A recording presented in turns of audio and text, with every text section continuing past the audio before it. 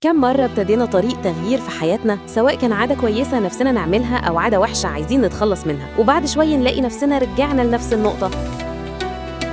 بلاش تحتار، هنساعدك تختار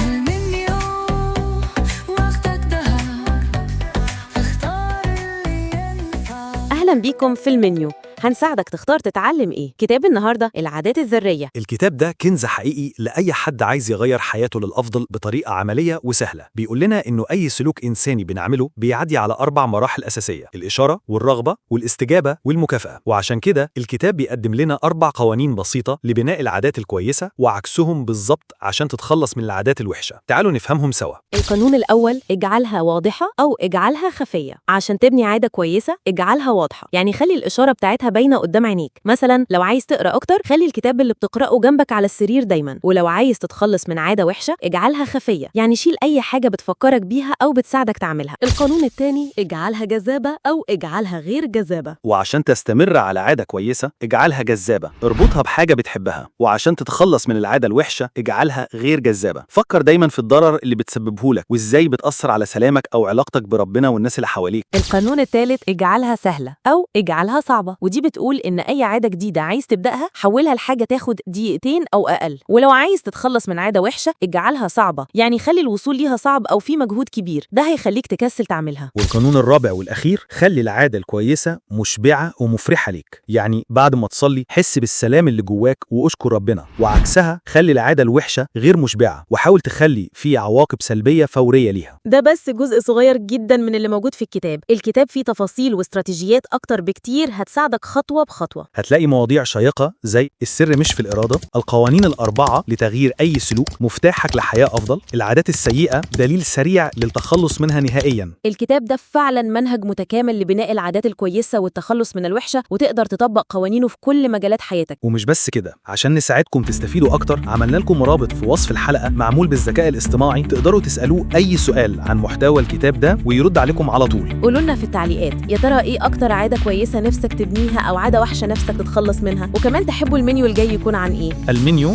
وقتك ذهب، اختار اللي ينفعك. سلام. سلام.